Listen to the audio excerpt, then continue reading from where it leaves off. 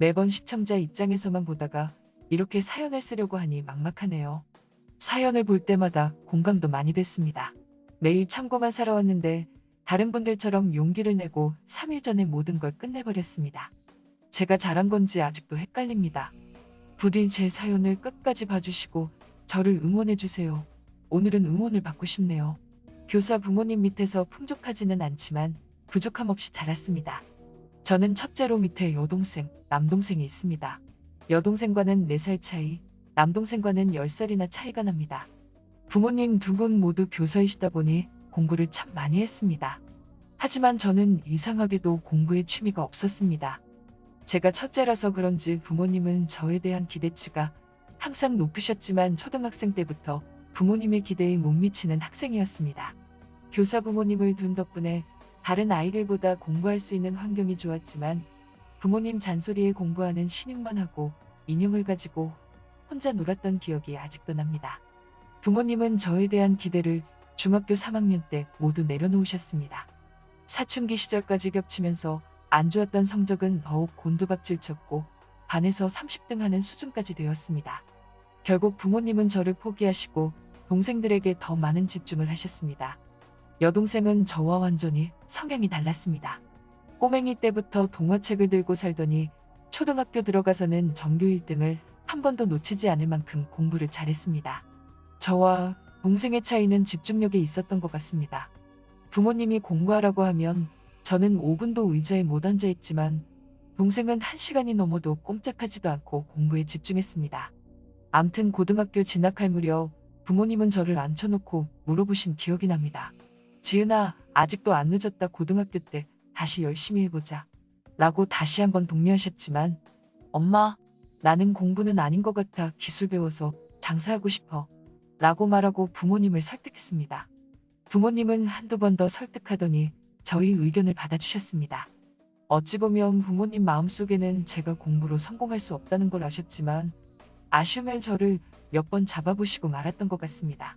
결국 저는 미용 고등학교에 진학하게 되었습니다. 고등학교 시절에도 노는 게 좋아 공부에 집중하지 못했습니다. 하지만 시간이 점점 지나자 제 인생에 대해 고민을 하게 되었습니다. 그때부터 미용에 관해 집중적으로 공부하기 시작했습니다. 헤어 자격증을 어렵게 취득하게 되었고 대학교 진학과 취업에 고민하게 되었습니다. 부모님은 대학교는 나와야 된다는 입장이었지만 저는 이미 자격증도 취득했고 대학 생활이 시간만 잡아먹는다는 생각에 취업을 하게 되었습니다. 유명 미용실에서 스텝으로 일하기 시작했습니다. 첫 월급은 60만 원이었지만 배울 수 있다는 기쁨이 컸습니다. 화려한 손님들, 화려한 미용실에 있으면서 꼭 성공해서 이런 미용실을 갖고 싶었습니다. 반면 동생은 고등학교도 공부 잘하는 학생들만 가는 특목고에 진학하더니 대학교도 의대로 진학하게 되었습니다.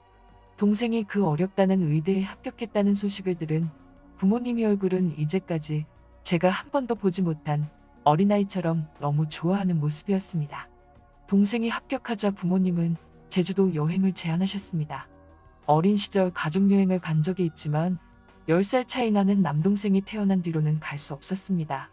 부모님은 여동생 합격을 축하해주자며 여행을 가자고 했습니다. 그렇게 제주도 여행을 가게 되었고 그때 많은 걸 깨닫게 되었습니다. 물론 동생의 합격으로 오게 된 여행이었지만 저는 온데간데 없고 부모님은 오로지 여동생에게만 신경을 썼습니다. 이미 성인이 되어서 그런 질투를 하는 게 우습지만 미용실 스텝으로 월급을 100만 원 정도 받는 저와 대한민국 최고의 인재들만 가는 의대에 합격한 여동생과 차이는 부모님이 대하는 행동만 보더라도 알 수 있었습니다. 입으로는 동생을 축하해주며 웃고 있었지만 마음 깊숙이는 여동생을 질투하고 있었습니다. 착한 여동생은 자기에게만 집중되는 게 부끄러웠던지 괜스레 제 팔짱을 끼고 말을 걸어왔지만 못난 언니는 자격지심으로 제주도 여행을 즐길 수 없었습니다. 미용실 직장 동료들에게도 아무렇지 않게 동생이 유명대학교 의대에 합격했다는 사실을 알려줬는데 돌아온 건 같은 뱃속에서 나왔는데 너는 왜 그러냐? 라는 장난 섞인 말들이었습니다. 그런 말들은 저에게 비수가 되어 가슴에 꽂히게 되었습니다. 제주도 다녀온 이후 자존감은 계속 하락하였고 미용에 대한 흥미도 잃기 시작했습니다. 결국 조금만 더 버티면 디자이너 직함을 달 수 있었지만 미용실을 그만두게 되었습니다. 집에 들어가기도 싫고 고등학교 동창집에 2년 동안 살면서 빨리 성공하고 싶다는 생각으로 소자본으로 할 수 있는 쇼핑몰을 창업했습니다. 그 당시 제 머릿속에는 그저 부모님에게 인정을 받고 싶기도 했고 직업적으로 동생을 이길 수 없을지 몰라도 사업을 성공시켜 돈이라도 많이 벌고 싶었습니다. 그러면 동생과 동등한 위치에 서 있을 수 있을 것만 같았습니다. 결국 2년이란 노력을 수포로 돌아갔고 다시 미용실로 들어가게 되었습니다. 열심히 노력한 덕분에 디자이너 직함을 달 수 있었고 손님도 많이 생겼습니다. 동생도 대학을 졸업하고 대학병원에서 인턴을 시작으로 의사의 길에 접어들었습니다. 시간이 지나고 손님도 많이 쌓이자 잘 버는 달은 1,000만 원까지 수익을 낼 수 있었습니다. 부모님에게 나도 이렇게 돈을 많이 번다는 모습을 보이고 싶어 아빠 차도 바꿔드리고 엄마에게 명품백을 사주는 등 부모님에게 인정을 받고 싶었습니다. 하지만 제 눈에는 여전히 동생을 더 자랑스러워하는 부모님의 얼굴만 보였습니다. 점점 결혼할 나이가 되자 멋진 남자를 만나고 싶다라는 생각이 들었습니다. 저에게 멋진 남자는 동생과 겨누어도 떨어지지 않는 사회적으로 인정을 받는 그런 직업을 가진 사람과 결혼하고 싶었던 겁니다. 고급 미용실이다 보니 성공한 사람들과 쉽게 친해질 수 있었습니다. 그분들 덕분에 소개팅을 여러 번 할 수 있었습니다. 몇 번의 소개팅 끝에 지금의 남편을 만날 수 있었습니다. 저보다 나이가 5살이 많은 남자는 미국 대학교에서 박사학위까지 취득한 대기업 연구원이었습니다. 이전 소개팅한 남자들은 헤어 디자이너라는 제 직업을 깔보는 듯한 느낌이 들었지만 이 사람은 말 그대로 순수한 사람이었습니다. 공부만 한 사람이어서 그런지 데이트도 제가 리드해야 했고 매일 같은 옷만 입고 꾸밀 줄 모르는 남편을 스타일링 해주었습니다. 남편 회사 프로젝트 때문에 야근하는 날이 많아 데이트를 자주 하지는 못했지만 1년 만에 결혼 이야기가 흘러나왔습니다. 하지만 시댁 반대가 너무도 심했습니다. 시아버지는 남편이 어린 시절 일찍 돌아가시고 시어머니와 1살 위 누나가 있었습니다. 처음 인사하러 가는 날 제 직업을 들으시더니 콧방귀를 꼈던 시누이가 아직도 눈에 선합니다. 시누이가 시어머니를 조정하는 느낌이 들고 그 집안의 실권자로 보였습니다. 갖은 노력에도 불구하고 반대는 계속되었습니다. 남편도 중간에서 어쩔 줄 모르는 눈치였습니다. 그때 때마침 제가 임신을 하게 되었습니다.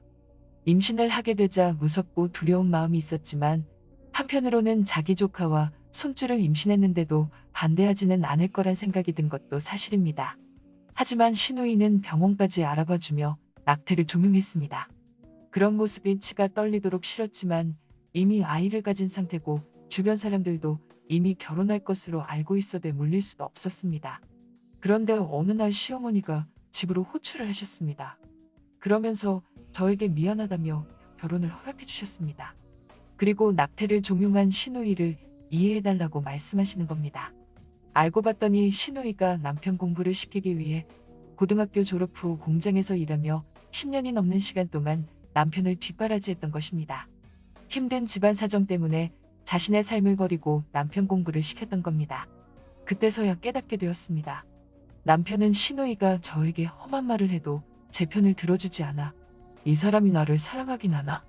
라는 생각을 했던 적이 한두 번이 아니었는데 그때서야 남편의 행동을 이해할 수 있었습니다.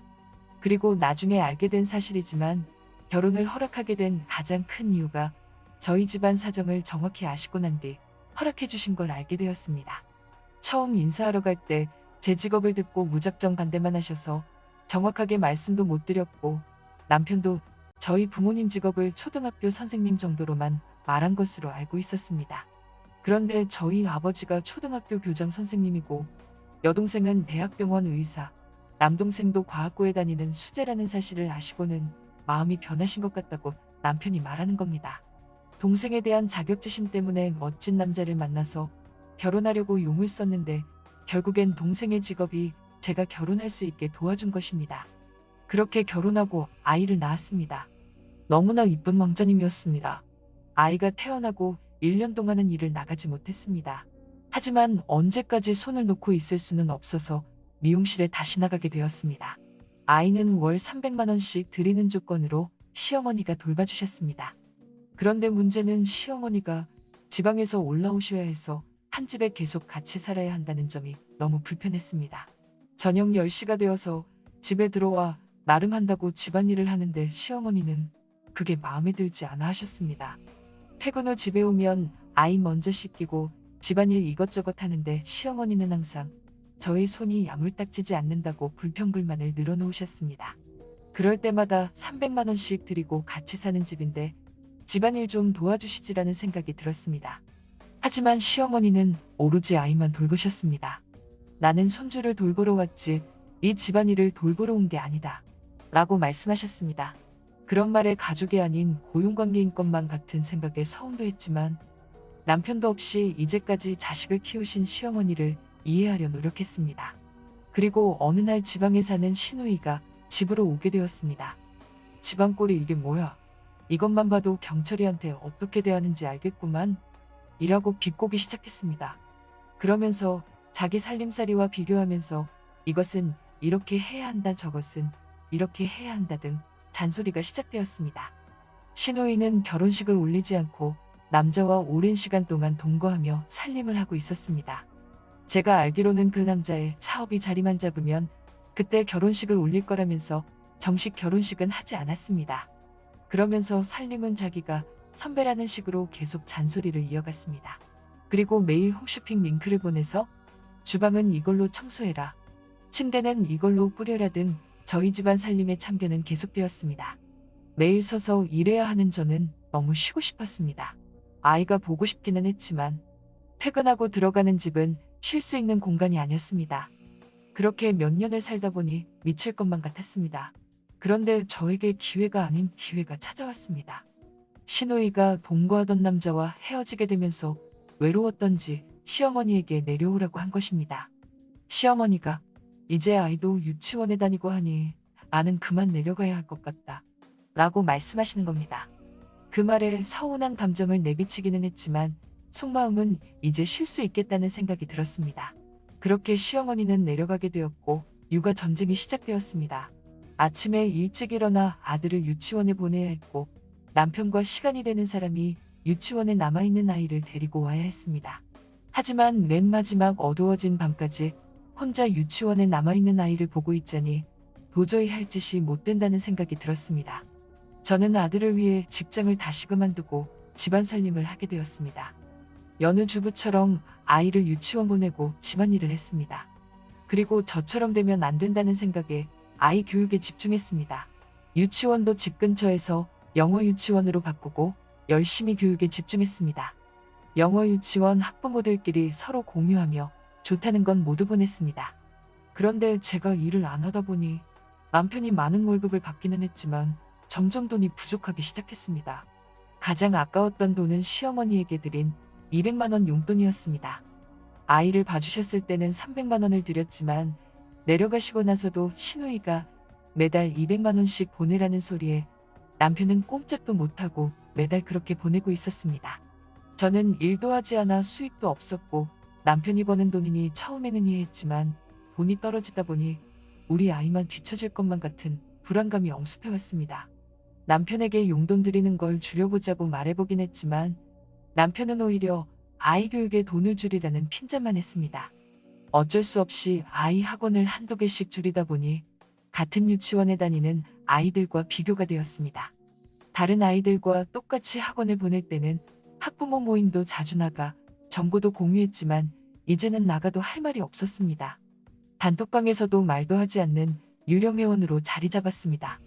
집에서 아이를 가르쳐 보려고 노력은 했지만 배운 게 없었던 제가 하기에는 역부족이었습니다. 그때부터 우울증이라는 게 찾아왔습니다. 솔직히 제가 자존감이 높았더라면 우울증 따위는 찾아오지 않았겠지만 평생 자존감은 바닥이고 자격지심으로 찌든 인생을 살아왔던 저로서는 어쩌면 당연한 결과일지도 모르겠습니다. 아이를 유치원에 보내고 나면 폭식을 하기 시작했습니다. 집에 있는 모든 것을 먹어치웠다는 표현이 맞을 정도로 닥치는 대로 먹기만 했습니다. 어떨 때는 먹고 토하고를 반복하게 되었습니다. 그렇게 점점 먹는 거에 집착하게 되더니 몸무게가 20kg이나 찌게 되었습니다. 그리고 지난해 설날 시댁에 내려갔습니다. 시댁은 특이하게도 세배를 드리러 가까운 친척집에 돌아다녀야 했습니다. 남편과 아들 시누이와 세배를 하러 돌아다니는데 신우이가 갑자기 저한테 그러는 겁니다. 옳게 쪽팔려서 같이 못 다니겠어. 먼저 집에 들어가. 라고 말하는 겁니다. 그 말에 할 말을 잃고 아무런 대꾸도 하지 못했습니다. 살이 쪘다는 이유로 신우한테 저런 소리를 들어야 하나 자괴감이 밀려왔습니다. 옆에서 듣고 있던 남편은 제 편도 들어주지 않고 차를 돌려 시어머니 댁에 먼저 내려주는데 눈물이 멈추지 않았습니다. 집에 돌아온 이후에도 싸납게 쏘아댔던 신우의 목소리가 계속 들려오는 듯 했습니다. 보란듯이 살을 빼겠다고 다이어트를 시도해봤지만 모두 작심삼일로 끝나버렸고 저에게 남은 건 뱃살과 불면증뿐이었습니다. 결국엔 이상한 생각도 계속 들게 되면서 정신과 치료받는 수준까지 와버렸습니다. 병든 몸으로 하루하루 힘겹게 살아가고 있을 때 한 통의 전화로 저는 쓰러지고 말았습니다. 여동생이 교통사고로 죽었다는 전화였습니다. 울먹이며 말하는 남동생에게 재차 물어봤지만 남동생의 오열로 상황을 알 수 있었습니다. 그 전화를 받고 저는 잠시 쓰러지고 말았습니다. 내 동생이 이 세상 사람이 아니라니 믿을 수 없었습니다. 너무도 잘난 이쁜 내 동생이 죽었다니 믿고 싶지 않았습니다. 여동생에 대한 자격지심은 있었지만 집안의 자랑이었고 언니를 잘 따랐던 너무도 착한 여동생이 죽다니 세상이 무너지는 듯했습니다. 죽기 한 달 전에도 아들을 보러 와서 이모가 월급 타면 큰 자동차 사줄게 라고 말했던 게 동생과의 마지막이었다니 믿을 수 없었습니다. 집안은 말 그대로 풍비박산이 났습니다. 이러다간 부모님마저 세상을 등질 것 같은 불안감이 엄습해왔습니다. 자식을 먼저 보낸 부모의 마음을 어떻게 헤아릴 수 있겠습니까? 울며 쓰러지기를 반복하는 부모님을 보고 나라도 정신을 차려야겠다는 생각으로 장례기간 내내 꿋꿋이 버텼습니다. 그리고 시어머니와 시누이가 장례식장에 찾아왔습니다. 둘 다 너무 미워하는 사람이었지만 위로해주러 먼 길에서 찾아온 게 정말 감사했습니다. 그리고 장례를 마치고 부의금을 정리하는데 시어머니와 신우가 각각 5만 원을 한 사실을 알게 되었습니다. 사람을 돈으로 판단하면 안 되지만 집안 삼촌이 5만 원씩 했다고 말씀을 해주시는데 얼마나 부끄럽고 얼굴이 화끈거리던지 제가 하나뿐인 며느리가 맞는지 의심되었습니다. 여동생이 죽고 나서 저는 더욱 큰 우울감이 찾아왔습니다. 있을 때 더 잘해줄 걸, 따뜻한 말이라도 해줄 걸, 많은 후회가 밀려왔습니다. 뒤돌아 생각해보면 동생은 제가 자격지심에 쩔어 있다는 사실도 모르고 항상 웃어주었습니다. 고민이 있으면 저에게 제일 먼저 연락을 했고 저는 그런 동생을 자격지심으로 대충 대답만 해주는 못난 언니였다는 사실이 너무 후회되고 고통스러웠습니다. 그리고 한 달쯤 지났을까요? 부모님이 저를 호출했습니다. 남편과 함께 부모님 댁으로 갔습니다. 남동생은 먼저 와 있었고 부모님은 통장 2개를 남동생과 제 앞에 내미셨습니다. 지수 보험금하고 보상금 나온 돈이다. 엄마 아빠는 이 돈을 쓸 수 없을 것 같다. 똑같이 나눴으니 너희가 가져가라. 라고 말씀하시면서 우시는 겁니다. 그 통장에는 1억 5천만 원 큰 돈이 들어있었습니다. 하지만 그 돈은 동생의 목숨값이었습니다. 부모님도 그 목숨값을 쓸 수 없어 저희에게 주시는 걸 뻔히 알았기 때문에 절대 받을 수 없었습니다. 남동생과 저는 절대 받을 수 없다며 통장을 다시 돌려드렸습니다. 그러자 엄마와 아빠는 참고 있던 울음을 터뜨리셨습니다. 자식 새끼 죽었는데 돈이 무슨 소용이냐. 우리는 10원짜리 하나 필요 없다라고 대성통곡하시는데 남동생과 저도 흐르는 눈물을 참을 수 없었습니다. 그리고 집으로 돌아와 남편이 저에게 말하는 겁니다. 여보, 그 돈 그냥 받으면 안 돼? 라고 말하자 저는 두 귀를 의심하고 다시 물어봤습니다. 무슨 돈 말하는 거야? 라고 되물어보자 처제 돈이라고 말끝을 흐리는데 이런 놈이 뭐가 좋다고 살고 있는지 제가 한심스러웠습니다. 이 돈 내 동생 목숨값이야. 엄마 아빠도 못 건드리는 돈인데 절대 건들 생각하지 마. 라고 소리쳤습니다. 그 이후 남편과 말도 없이 며칠 동안 냉랭한 시간을 보냈습니다. 그런데 예고도 없이 시어머니와 시누이가 올라온 겁니다.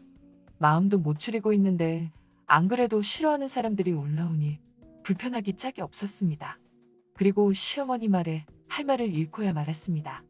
애미야, 이번엔 이 올케 언니 결혼하는 거 알지? 너도 알다시피 이 올케가 경찰이 공고 다 시키지 않았니? 이번에 결혼하는데 네가 좀 도와줘야겠다. 라고 말하는 겁니다. 저는 그 말 뜻을 전혀 이해하지 못했습니다. 어머니 저희도 돈이 없어서 민규 학원도 못 보내고 있어요. 라고 말하자 옆에서 신우이가 옳게 다 들었어. 친정에서 도와줄 수 있다고 하던데 이런만 도와주면 안 될까? 라고 말하는 겁니다. 저에게 말할 때는 항상 다시 도친 듯 말하더니 그 말을 할 때는 어찌나 상냥하게 말하던지 말하고 있는 신우이 면상을 갈아버리고 싶었습니다. 신우이 말에 모든 걸 직감할 수 있었습니다. 동거한 남자와 헤어진 후에 새로운 남자를 만나 결혼한다는 소식과 결혼 자금이 부족하다는 소리를 지나가는 소리로 듣긴 했지만 남편을 포함한 시댁 식구 모두 그 돈을 노리고 있다는 사실에 분노할 수밖에 없었습니다. 저는 한사코 죽은 동생 목숨값은 손댈 수 없다고 단호히 말했습니다. 그러나 남편을 포함한 시어머니, 신우이는 물러설 생각을 하지 않았습니다. 평소 모일 때는 술 한잔 하자는 소리도 안 하더니 갑자기 삼겹살에 소주나 먹자면서 집에서 고기를 굽는데 그런 가식적인 모습에 치가 떨렸습니다. 억지로 한두 잔 받아 먹기는 했지만 제 앞에 있는 세 사람은 짐승보다 못하다는 생각이 들었습니다. 친한 척하는 신우이, 그런 신우이를 응원하는 남편, 희생을 강요하는 시어머니를 보니 맹수가 득실거리는 정글 속에 혼자 남아있는 가젤이 된 듯한 느낌이 들었습니다. 그날은 생각해보겠다고 답변을 했습니다. 그 말은 돈을 주는 걸 생각해보겠다는 소리가 아니라 남편과 이혼을 생각해보겠다는 말이었습니다. 하지만 시댁은 단단히도 오해하더니 잘 생각했다며 우리 가족은 앞으로 더 행복해지자고 말하는데 화가 나기보다는 저런 집안과 결혼했다는 제가 오히려 더 한심해 보였습니다. 시어머니와 신우이가 내려가자 많은 생각을 했습니다. 앞으로 어떻게 살아갈 건지, 이혼을 하게 되면 재산 분할은 어떻게 하면 될지, 아들을 어떻게 데려올지 생각을 정리했습니다. 남편 몰래 변호사와 상담을 했더니 양육권도 충분히 가져올 수 있고 남편 명의로 된 아파트도 충분히 절반은 가져올 수 있다는 소리를 들었습니다. 그렇게 추석이 되었습니다. 내려가기는 정말 싫었지만 이혼을 준비하면서 내려가지 않으면 이상해 보일까봐 일단 내려갔습니다. 내려갔더니 신우이와 결혼할 남자분을 처음 볼 수 있었습니다. 올케보다 연하의 남자였고 얼굴도 멀쩡하게 생겼으며 직업도 엔지니어로 자기 밥벌이는 충분히 하는 사람으로 보였습니다. 그런 남자가 나이 많은 올케와 결혼한다니 동병상련의 마음이 들어 그 남자가 불쌍해 보이기 시작했습니다. 내려갈 때마다 일 시키기 바쁘더니 이번 추석에는 가만히 앉아만 있으라고 시어머니와 신우이가 분주히 요리하며 신나게 떠들고 그 남자에게 내색이라도 하듯 우리 집은 항상 이렇게 행복해 라는 모습을 연출하는데 토가 쏠려 죽을 뻔했습니다. 그리고 신우이가 저를 따로 불러 이야기를 하기 시작했습니다. 올케 생각은 해봤어? 라고 물어보자 아직 생각 중이에요. 라고 대답했습니다. 신우이는 인상을 잠깐 찌푸리더니 제 눈치를 보고 웃는 얼굴로 변했습니다. 그러면서 그래 쉬운 일은 아니지. 올케 우리 행복하게 잘 살자. 나는 올케를 믿어. 라고 말하는 겁니다. 네, 잘 생각해볼게요. 하고 대답을 했습니다. 그리고 신우이는 남편은 내가 돈을 많이 모아놓은 줄 알아. 혹시나 남편 있을 때 그 말은 안 해줬으면 좋겠어. 라고 말하는 겁니다. 그 말을 듣고 결혼하려고 별짓을 다 했구나 라는 생각이 들었습니다. 그런데 갑자기 신우이 말을 들으니 시원하게 복수할 방법이 생각났습니다. 시댁 식구들이 없는 사이에 신우이 남편분의 전화번호를 자연스럽게 받을 수 있었습니다. 그리고 집으로 돌아온 뒤 마음을 먹고 신우이 남편 될 사람한테 문자를 보냈습니다. 혹시 형님 비밀을 알고 결혼하시는 거예요? 라고 문자를 보냈습니다. 일부러 궁금증을 유발하는 문자를 보냈습니다. 그게 무슨 말씀이시죠? 라고 답장이 왔습니다. 그리고 얼마 뒤 신우이에게 다급하게 전화가 왔습니다. 흥분한 목소리로 소리를 지르고 이성을 잃은 듯한 모습이었습니다.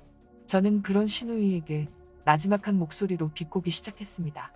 남편 되실 분이 너무 불쌍해 보여서요. 형님 6년 동안 동거했던 사실을 그분이 알고 계세요? 추석 때 이야기해보니 전혀 모르시는 것 같던데 라고 비꼬았습니다. 그러자 신우이는 온갖 욕설을 퍼붓기 시작했습니다.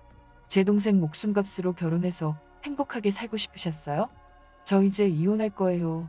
이제 남이나 다름없는데 좋은 일 하나 하고 간다는 생각으로 남자 한 명은 살리고 이혼해야 할 것 같아요. 라고 말했습니다. 신우이는 제발 그러지 말라고 애원하기 시작했습니다. 한번 생각해 볼게요. 라고 말하고 전화를 뚝 끊었습니다. 전화를 끊고 어찌나 통쾌하던지 10년 묵은 채증이 다 내려가는 기분이었습니다.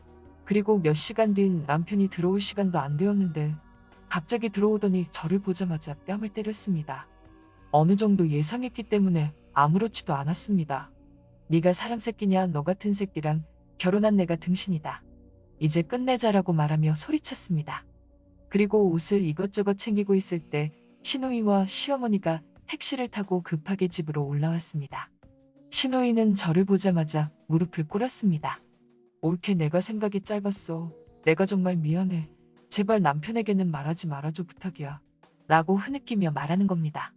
남편도 분위기가 파악됐는지 180도 변해 잘못했다고 빌고 있었고 시어머니는 어쩔 줄 몰라 하는 모습이 역력했습니다. 저는 그런 시누이에게 하늘에 있는 동생 복수를 해야 할 것 같아요. 뺨 한 대만 맞으면 말하지 않을게요. 라고 말하자 시누이는 고개를 끄덕였습니다. 그리고 제가 가지고 있는 최고의 힘으로 시누이 뺨을 때렸습니다. 시누이는 아플 법도 했지만 넘어지면서까지 약속 지키라는 말만 되풀이했습니다. 일단 그 자리는 나와야 했기에 알았다고 대답한 뒤 유치원에 있는 아이를 데리고 친정으로 왔습니다.